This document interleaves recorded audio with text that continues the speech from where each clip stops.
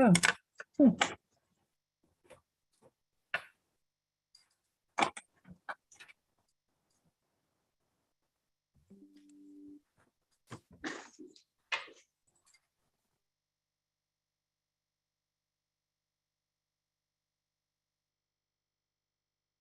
All right, welcome everybody to this week's edition of the Business Owners Mastermind Call. My name is John Pyron, the business doctor. I'm your host. A lot of you are going to be listening to this recording, and this is one of my favorite topics, and can't get started without introducing my co-host, Mr. Alan Reeves. Alan, you want to unmute yourself and tell everybody who you are, and we'll get cracking. Good afternoon, everyone. My name is Alan Reeves. I am the founder of Mouse Calls Technology Solutions, as well as Identity Protection and Servicing, which has created the brands Shield IQ and Prevarious. Been doing technology and the like for just over 24 years, and thrilled to be here every Thursday with John. Awesome. Fantastic. Okay, so we're talking about sales today. This is my absolute favorite topic. It's something that I've been doing now for 31 years. It is the one area that scared the living heck out of me when I first started a business.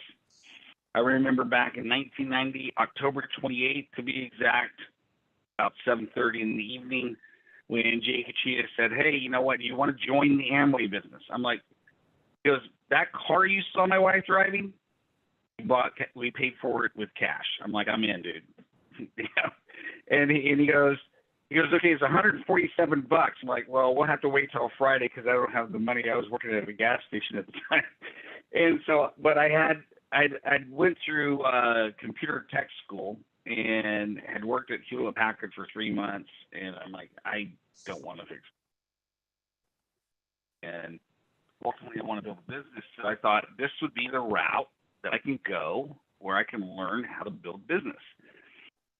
And literally, it was a struggle for 3.5 years because this guy wanted me to go out and talk to perfect strangers and have a conversation with them about me and the business. I'm like, I don't talk to, strangers. I was taught when I was growing up, don't talk to strangers, right? And so I hated salespeople, just absolutely hated them. I thought they were the scum of the earth because I grew up in the 70s and 80s, and for those of you that are in that generation, we'd be sitting down as a family about 6 o'clock, having dinner. Next thing you know, the phone starts ringing over and over and over again. It's like, hey man, I want to sell you 5 years of subscription to Vibe magazine. I mean, it was just an onslaught of cold call people, and that was my interpretation of what a salesperson was. And so when I became an adult, I'm like, there's absolutely no way. I don't want to be associated with that. And so that business failed. And I took it very personally that I had failed in the business because I was afraid of sales.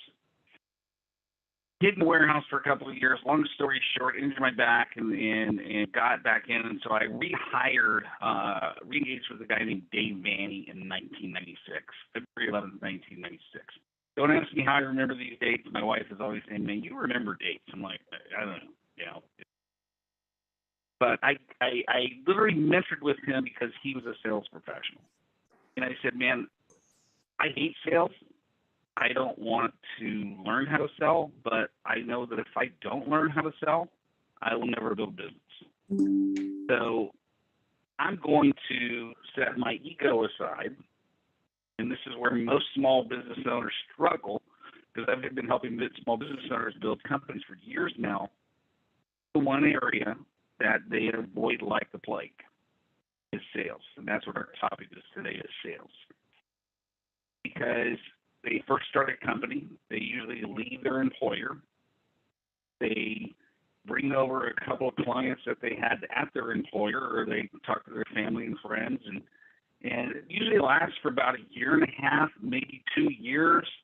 they build a good business, and then all of a sudden they run into this wall because they realize, I don't know how to generate leads.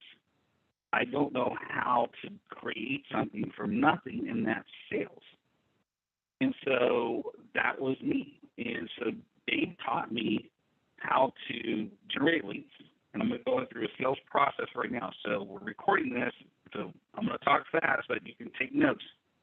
Alan, can you manage the chat with them? Because I am going to just talk. The audio is not clear. No. My audio is not clear. I'm going to hang up and dial back in. Give me 1 second.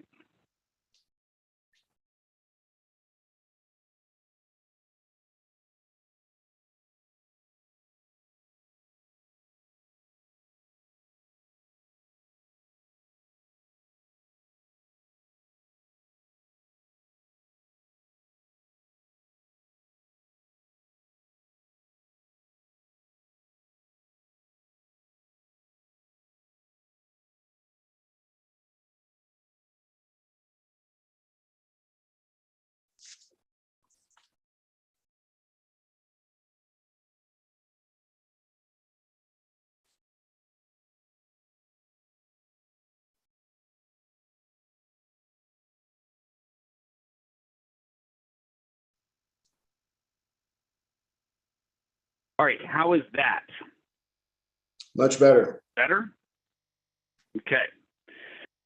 So, long story short is, I ended up learning how to sell, and that allowed me the ability to go out and literally create, business after business. Got a sales job and came into the company when they were $500,000 and grew their revenues to $4.5 million a year in revenue, just because I fell in love with sales. And sales, really at the pure core of it, is having a conversation with somebody, asking them a ton of questions.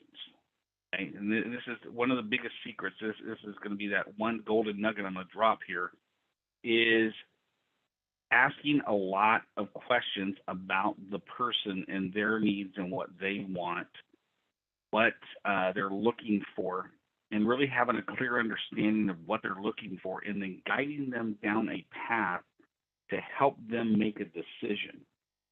And the understanding is emotions get involved when money comes to the table.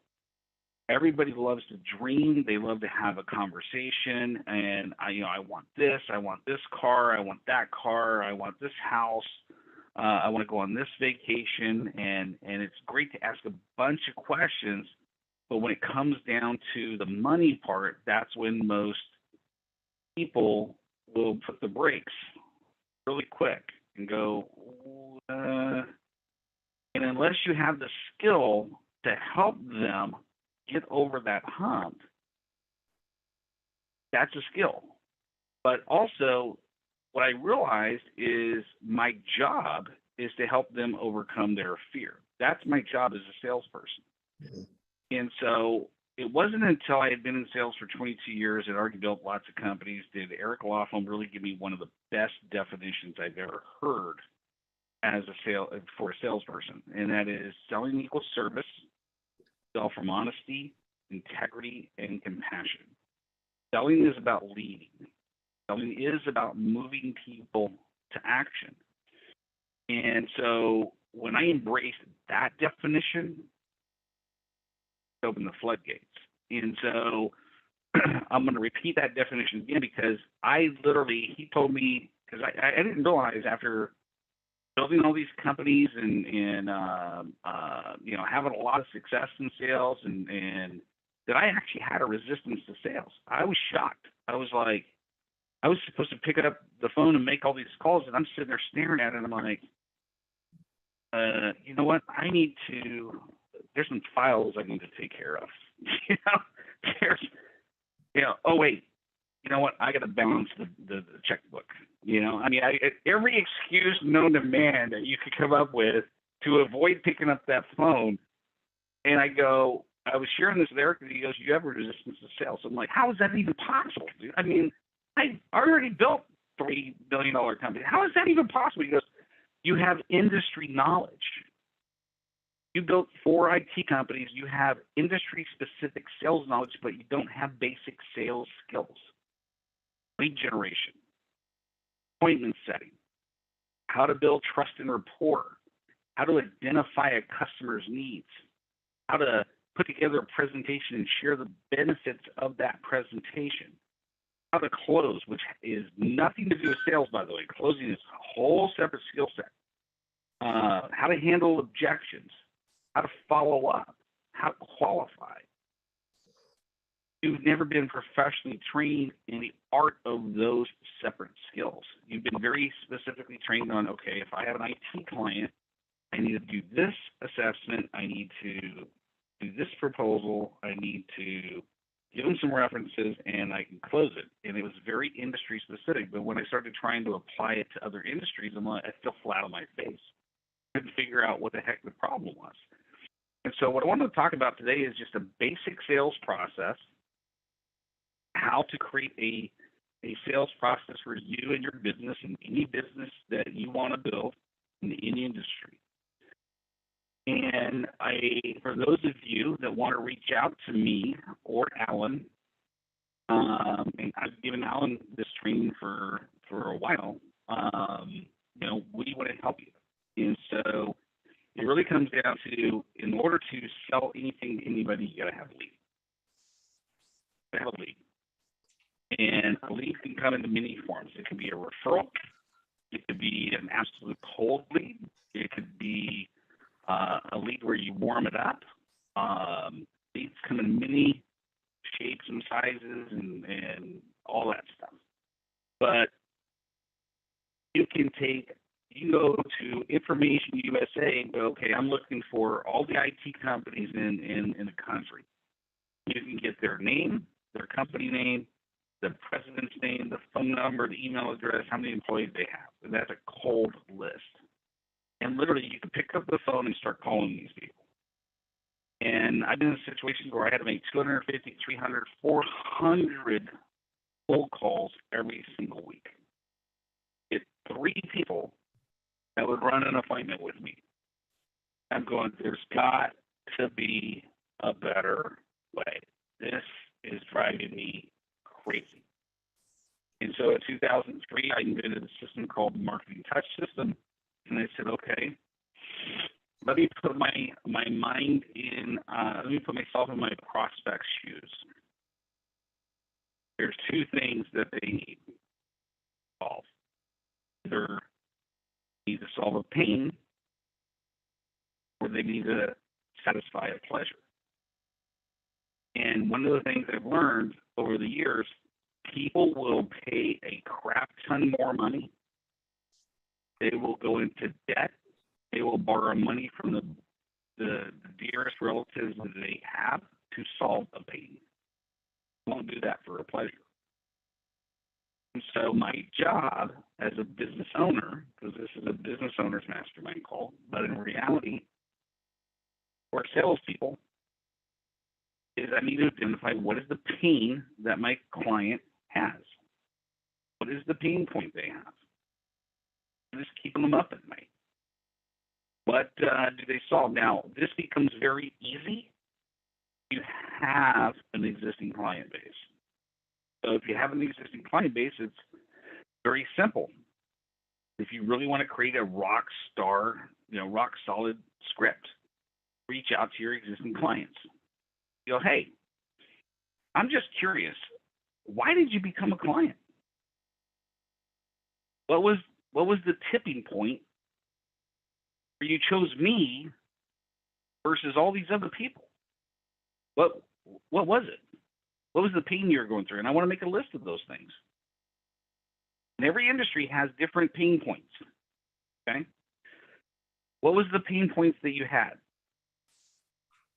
that made you be open to having a conversation with me? What is it that I said? What is it that I did? So what I tell existing clients right now that I bring on, especially ones that have existing client bases, and I brought on 5 clients in the last 45 days, combined total of 10,000 clients.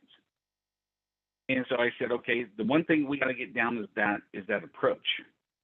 So we need to select 10 to 15 of those clients, and we need to reverse engineer how you got them as a client, because a buyer fingerprint will tell you, okay, I got the lead from here. I contacted them this way. I set an appointment. I had a conversation. I asked them some questions, and I presented, and they bought. And so it's called a buyer fingerprint. It tells you exactly what you need to do. So once you have it down, then it becomes a system. And that's what Eric Laughlin taught me. Sales is a system. So you have to figure out what that system is for you. So in my business, and Alan's business is a little different, is somebody refers me somebody. I have an email signature that has enough information in the email signature to convict me at what I do. So if you don't have that email signature, is very powerful. So when I get a referral, somebody refer me to somebody, I'll respond, hey, thanks a lot for the referral. I really appreciate it. Hey, Joe, it's nice meeting you on email. Below is my online calendar link. Please set an appointment. So that's one of the other things, is make it easy for the prospect to set an appointment. Eliminate the friction points. Then there's enough information in the email. They're going to go check out the YouTube. They're going to go check out the testimonial. They're going to check out all this stuff before I get them on a 10-minute phone call. Now, why do I say a 10-minute phone call? So a basic sales process is lead generation, setting appointments. And where most salespeople struggle is they say, hey, Mr. Prospect, I'd love to come out and meet with you and talk to you about my services. Well, in the prospect's mind, it's like, this could be an hour, this could be a half hour.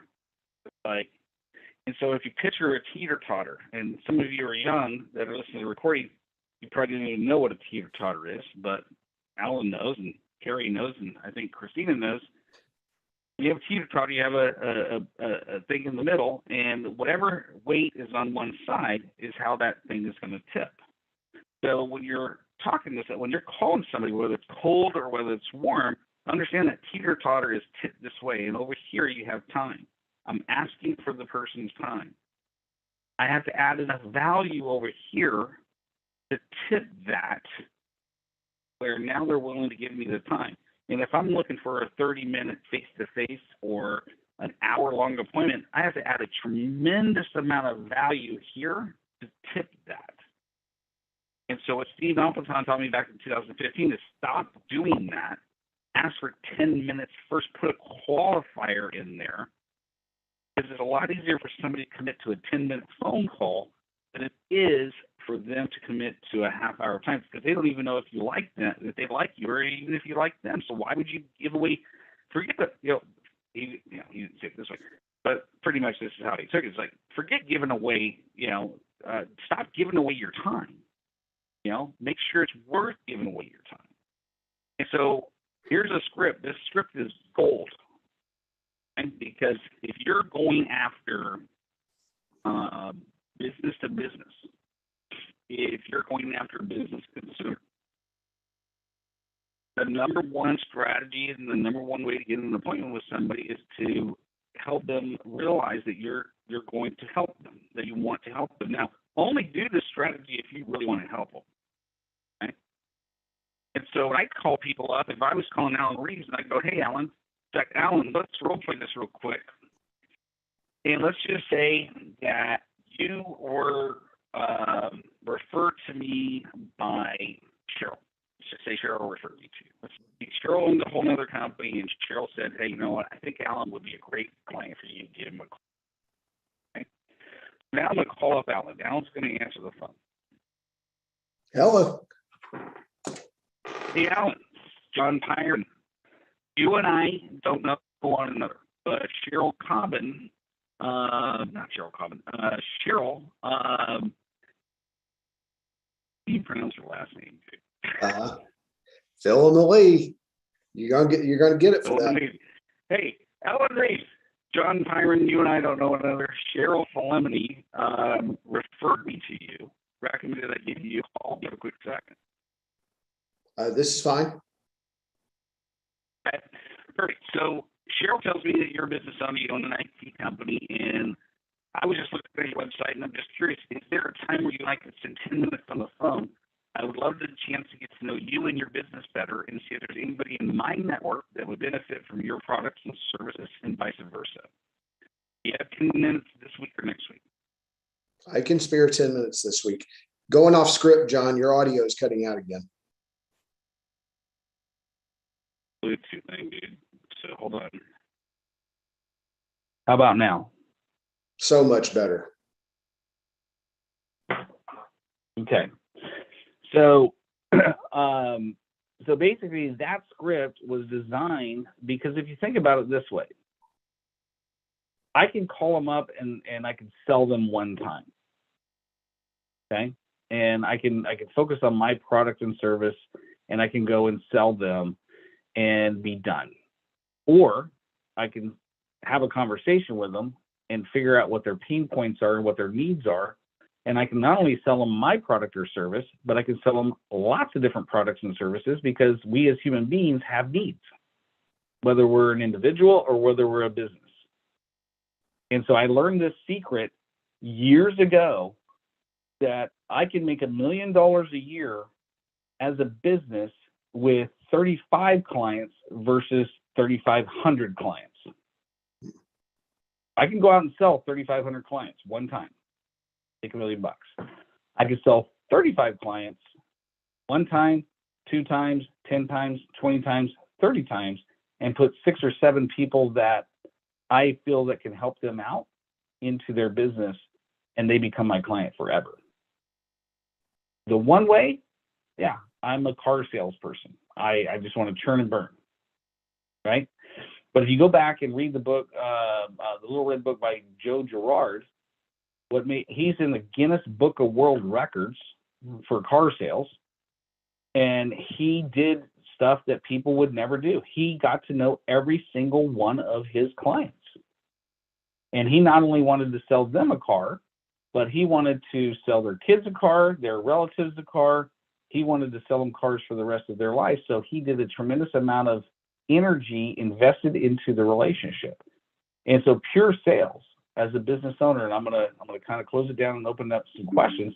Pure sales as a business owner is simply this: find somebody you like. You gotta like them, okay? You gotta really want to help them, and then get to know them and find out what they need, what they want, and whatever they need or want, help them get that. That's where selling equals service. Sell from honesty, integrity, and compassion. Selling is about leading. Selling is about moving people to action. So if I'm an IT company like Alan, I already know I'm going after business owners, going after small business owners. They could be a single entrepreneur. They can have 10 employees. They can have 20 employees. I know this for a fact. If they're a business owner, they have problems. Fact. Okay. If they have employees, they really have problems, okay? If they have employees and they've been in business for 2 years, they have problems, okay? And so all I got to do is qualify them and go, first of all, do I like you? Can I see myself spending time with you? And so it really sets, the reason I came up with that 10-minute qualifier script is it evens the playing field. It puts me in a posture of I'm doing some of the buying here and you're doing some of the selling. You're doing some of the buying and I'm doing some of the selling. So if I was to call up Alan and go, hey, I want to get to know you and your business and see if there's anybody in my network that can benefit from your products and services and vice versa, I'm speaking from a place of truth. And it's important. Now, if you're listening to this recording and you're thinking about using this from a manipulative standpoint, it's like Dale Carnegie said in his book, How to Win Friends and Influence People, they'll sniff that crap a mile away, okay? So only do this with people that you really want to help. That's why I do a 10-minute qualifier appointment. I really want to understand, do I like this person? Do I want to help them? You know? And once I help them solve their problem, like, if I was selling an IT service, like, hey, what's the biggest problem you have? What, when you wake up at 2:30 in the morning or 3 in the morning, what's the first thing that kicks through your mind? What's the biggest pain point you have? Well, you know what? We got this employee and I'm sick and tired of them and I don't know how to get rid of them. It has nothing to do with IT. But I would say, hey, if I can help you solve that problem, would it be worth a 10-minute conversation? Yeah. If I knew somebody who can solve that problem, would you want me to refer them to you? Yeah. I'm going to help them solve that problem first. And then I have a right to go and talk to them about my services and they'll let me do it. Right? So in sales, it's really about service. It's about identifying who your target market is, finding out what their problems are, figuring out ways to solve their problems. And once you help solve their problems, you get to talk about whatever you want because you've developed a relationship. Okay, so that's my sales tip for today. So with that said, I'm going to open it up. Anybody want to comment? Anybody got any sales tips, stuff that they would like to talk about? Any questions that they have? Yeah, I have a tip. And here's the one thing when I talk to salespeople, John, is that when they go to that next call or after they've set a second appointment, so often in our mind, we know what that second appointment's about and we go right for it. Instead of taking them from that first appointment and getting them back to where they were when they made the decision to make that second appointment with us, we need to catch them back up to where they were and then get them back in the room with us. When we were last together, I know we made an appointment to talk. What is it that you remember we were going to talk about? Or it could be any of those things. Where were we last? What made you decide to sit down with me today? What did you hear that made you decide to set this appointment? It really helps bring them forward and out of where they were. It's a pattern break for them. Yeah. And you point out one great thing, and that is follow-up, right? So Carrie and her business partner Jessica are literally. I'm a prospect right now, but soon to become a client. I have a feeling, right? So, so they've already walked me through the process, and they set an appointment, and I canceled. Had something come up. Okay, they set another appointment. I canceled. Something came up. So now we have I don't know if this is the third or fourth appointment that we're trying to get together. Who knows? But the point is, I said I was interested. Right? So how many times, I'm going to ask you this, Carrie, because I already know what I think you know what the answer is. How many times should Carrie follow up with me before she just kicks me to the curb? What do you guys think? Now there's no curb. The curb. Huh? I said no curb. There's What no was curb that? to kick you to. There's no what? There's no curb to kick you to. You continued to say yes and tried to get there. Yeah. You follow up until they buy or die. Right? And what I mean by die, they say, don't ever call me again. Lose my number. If you call me, I'm going to get in my car and come over and do some harm to you, right? Until somebody tells me that, I'm going to follow up, man. Mm-hmm. You told me you were interested. Am I going to wait for you? No. If you go to my YouTube channel and you look at the two oldest videos, it's a result of following up with this guy 46 times over 14 months to get a speaking engagement where I was referred to the guy. I literally was like, hey, John's a great speaker. You should have him come in. I'm like, oh, okay, great. Hey, Mike, John Curran referred me. I'm a great speaker. I understand you have a sales meeting every week. I'd love to come in and be a guest speaker. He's like, sure, send me some information. I'm like, rookie mistake. at the time, I should have said, well, hey, instead of sending information, why don't I stop by your office and we'll meet face to face? That's what I should have said, but instead, like, sure, here's some information. Went into follow-up hell, followed up, no return call, text message, no call. Just stalked him on social media, no return call. 14 months. And I finally sat back and I go, what does this guy need? Well, he's probably had a lot of speakers come in, probably been a lot of bad speakers, made him look like a jerk, embarrassed him. Oh, wait, I don't have any videos out there on YouTube of me speaking. So I created my very first 2 YouTube videos, had no idea what I was doing. I had to take my laptop. I didn't realize you can buy a tripod with a webcam.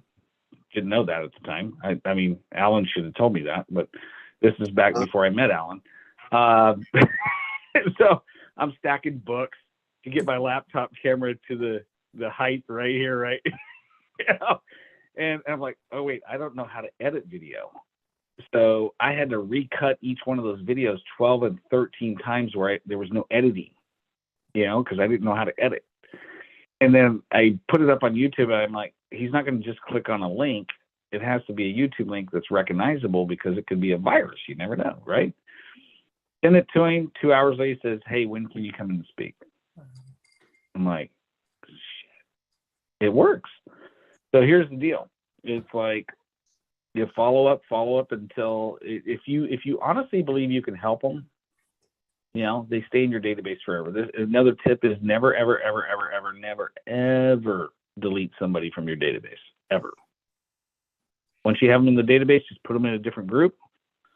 When you get ready to sell your business or retire, your database becomes one of the most valuable assets that you can sell because you nurtured it. Okay? Who else? Anybody else have any questions about sales?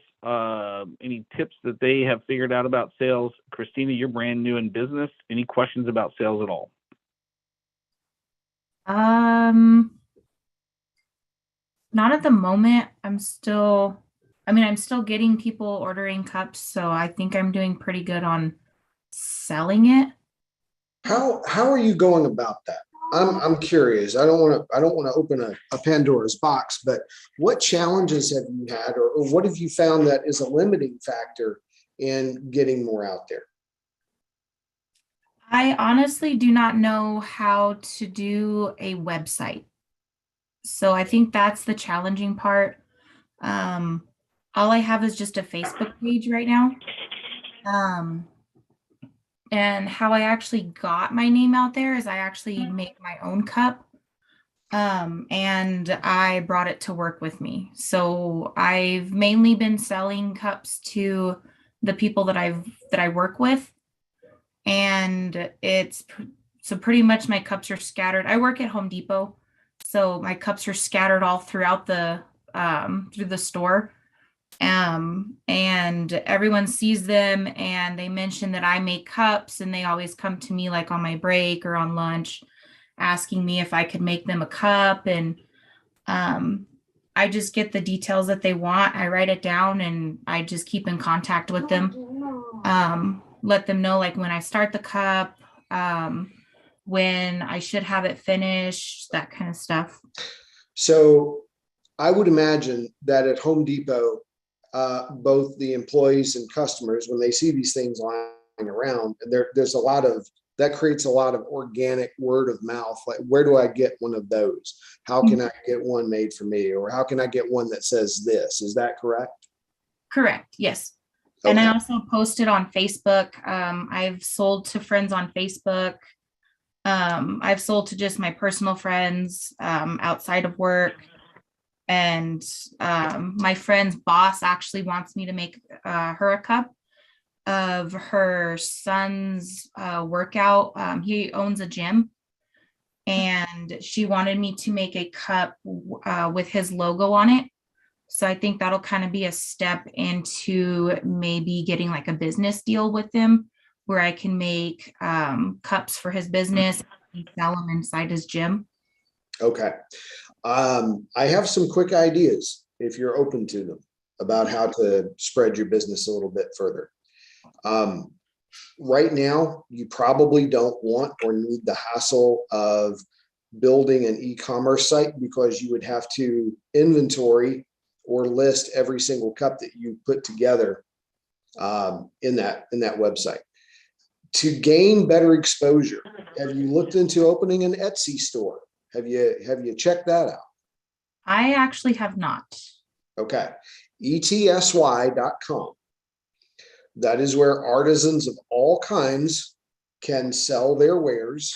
Yes, Etsy takes a little cut, but what you can do is pull a John Pirate and mark your item up to cover that difference that Etsy takes, make somebody else pay for it.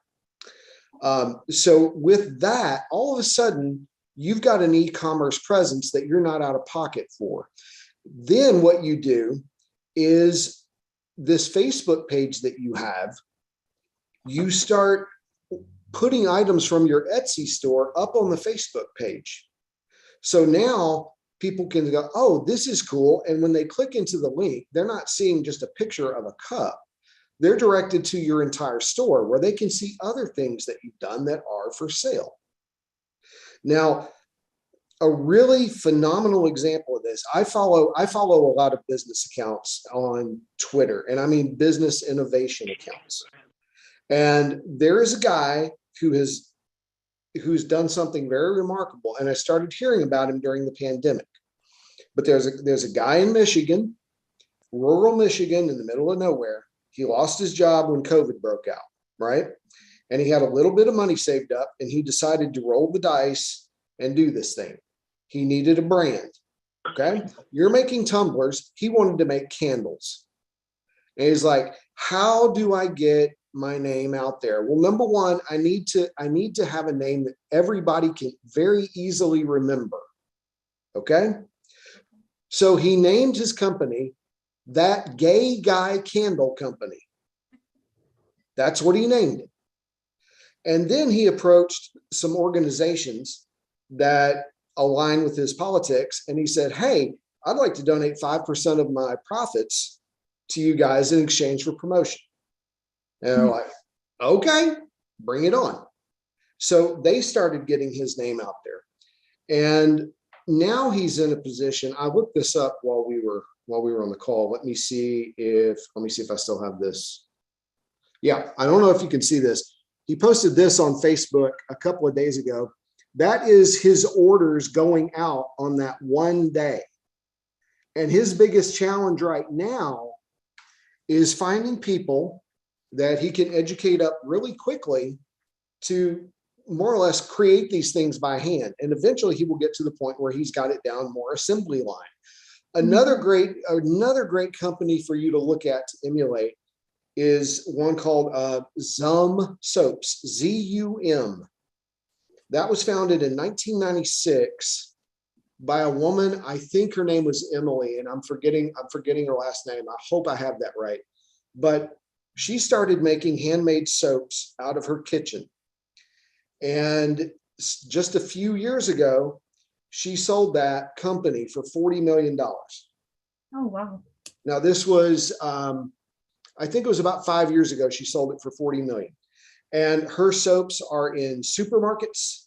They're in all kinds of places. And her signature piece, the reason that the soaps caught on so much is because she used so much essential oil in them that you could not miss them. If you walk down the aisle where the soaps are, you might walk by the Ivory and the Irish Spring and all that. But when you get to the Zum, you can't help it. Like, what is that? That smells really good. Mm-hmm. And she did a lot of organic growth. And I don't remember that she wasn't bought by Colgate Palmolive or anybody that big, but somebody fairly big. And she did all that out of a small warehouse in Kansas City. That she was not backed by Wall Street financiers or anything like that. So there are some steps that you can take to get this out there in an organic way, in such that ideally that demand will grow and grow and grow. You know, you've got an American flag behind you. Maybe reach out to and I don't know who's in your area, but maybe the Daughters of the American Revolution, or maybe the Fraternal Order of Police, or maybe something like that, and say, look, for the month of April, I'm going to donate 5% of my profits, not revenue, but profits, to your organization if you will help me promote these on social media. And if you have an Etsy store, all they've got to do is throw some links up, and you create a couple of tumblers that are custom made, like, I'm the wife of a cop. Mhm. Get that out there, and you'll have more than you can handle before you know it. Seriously. And with the tools we have in the modern era, you've got this. All you have to do is strategize, and it's not rocket science. I'm talking about, you can make a 1-page plan with 5 action items, and by June, if you play this right, this could be your full-time thing. Okay. I'll start looking into that. Go for it. Good. All the luck in the world. All the luck in the world. Thank you. Nicely done. Thank you. Carrie, what kind of tips do you have for Christina? I think the most important thing is to try, there are several avenues for you, the free advertising. I mean, look at the social media opportunities right now are really huge, right? So being on some of those others besides Facebook, everybody else is in so many other places. I mean, I have friends that are doing health products on TikTok, and they're making a lot of money. But that's because they're doing it again and again and just showing it off, talking about it. Here's another person with me. This is what happened for them, whatever. There's so much free out there that makes it really worthwhile. If you are looking at a company or a place to do as many as you say, I think, and this isn't sales, this goes back to what's your capacity. I mean, we have to make you working at 80% capacity, because you don't want to be working at 100. If you're working at 100% capacity, you have nowhere to grow. So that's also a piece for you to take a peek at. Okay. Fantastic. And so my input would be, because Alan had great ideas, Carrie had great ideas. I mean, and one of the things that I want to point out, because we're going to use, so just a disclaimer before I actually go into this, so all 4 of you are aware about what I'm about to do, is we're going to create a promo video for this call, like right now. Okay. And so we're going to cut this piece out, because this is a perfect call where we have Alan, who's been in business 24 years. We have Carrie. How long have you been in business? Which business? Total in business. I mean, I've been in business for myself for a very long time.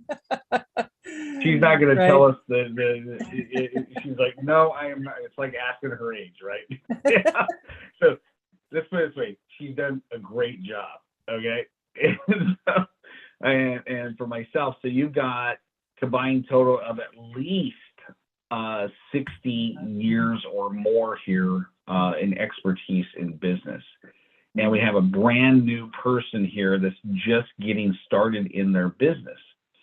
You're an employee, and you're wanting to ultimately fire your boss, and do your own thing. And so it kind of takes me back to May of 2014. My client, Stephanie Scheller, came to me, and she was an employee working for a company, and she's like, I can't do this no more. An event led to her in the parking lot getting chewed out by her boss and being told she wasn't going to get the commission that she thought she was going to get again. And literally he put her in tears. And so it was this switch that went off, and she's like, I never want to feel that feeling ever again. And so we started working together, and within 4.5 months, she fired her boss. 2 weeks before we planned to do it, she just called me up and said, I fired him today. I'm like, oh, you were going to do that like 2 weeks later. Well, here we are, years later, almost 8 years later, You know, she's got a thriving business. She's best-selling author of 12 books. I mean, she'll never be employed ever again. And that's what you have here, Christina, is like showing up to this call every single Thursday.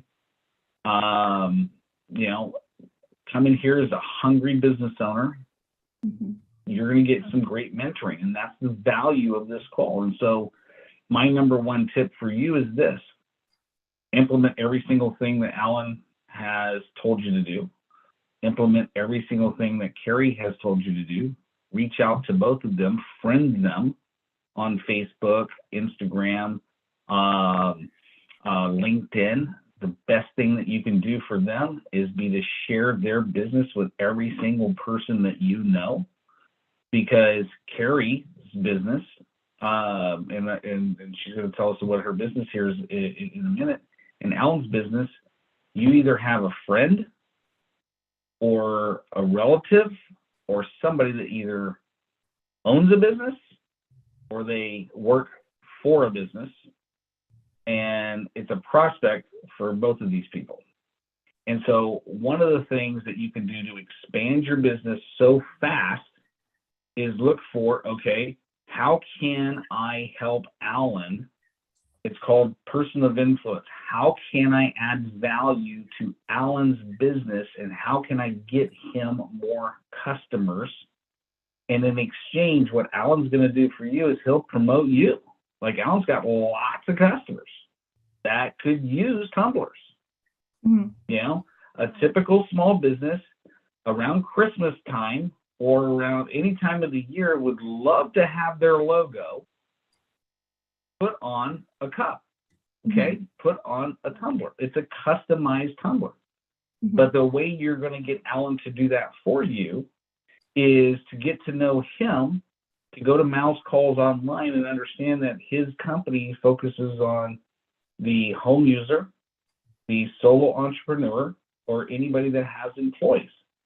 And the one thing that his customers say all the time is, Alan and Cheryl, the number one thing they do for me is they help me not think about my technology. I don't have to deal with it. Like, I get to do my business, and if I have a problem, I call them up and they take care of it right away. Well, guess what? You know, friends, family members, relatives, employers, past employers, all your friends who work for employers, that could be a great lead for Alan. He can do business anywhere in the country. Carrie, expert at interest savings. She's an interest savings specialist. She has the ability to take all the money that you deal with and do some magical stuff, okay, to not only eliminate your debt, right, but also how to leverage that cash to put more money back in your pocket. Well, that applies to every human being on the planet, you know, and you probably know a ton of people that could benefit. So my number one sales strategy, and this is the go-to strategy every time I start any new business, is I go, who's got my customer? Who has got a huge audience of my customer? You're looking for people. You're looking for an individual or a business that has people, and you want to sell a tumbler. So here's two people that have thousands of people in their network, that if you go, how can I help Alan? How can I help Carrie? How can I get them a lead? This is sales 101. How can I get them a lead and brag about their business and show them some social currency love? And once they land a customer, all of a sudden they're like, man, I need to help Christina out. You know? And so let me promote Christina's tumblers. Next thing you know, you got people from Nashville, you got people from California, you got people from all over the place wanting. No, I'm not talking to you, Siri. Stop. You got people from all over the world now because you're tapping into other people's networks. So person of influence has always been and always will be the holy grail to lead generation. And that is, everybody has a network that they have influence with, but not everybody's a POI for you. A POI is somebody that has a high percentage of your target inside their network. And what you have to figure out, and this applies to all of us, what you have to figure out is how can I add value to their network first that would benefit their network, either giving them a lead, giving them a customer, adding something of value, something that they can sell. You know, you can go to Alan and go, listen, man, every single one of your customers are a candidate for me. So here's what I'm going to do for you. I'm going to give you 15% of the profit on every tumbler that gets sold to anybody that you promote to me. The other thing I'm going to do is I'm going to go out at least once a month and I'm going to find 5 or 6 new customer candidates for you. I'm going to talk about mouse calls and the great stuff that you do. In fact, I'm going to become your client, okay, and have you deal with me first. Now, that's why I'm becoming a client of Carrie's. You know, I'm going through her process for a very specific purpose because I need to have a personal experience. And I've gone through their process. Now, I haven't canceled on them on purpose just to see if they would follow up on me, you know, although Mark Cuban does that. But when everything is said and done, and I go through their process, and I have a good, positive buying experience, I can talk about her till the cows come home. Because all I got to do is share my story. You know, Alan, I can talk about Alan all day long, you know, because I'm a client of Alan's. Alan's a client of mine. I can honestly go to Alan and any customer and go, you know what?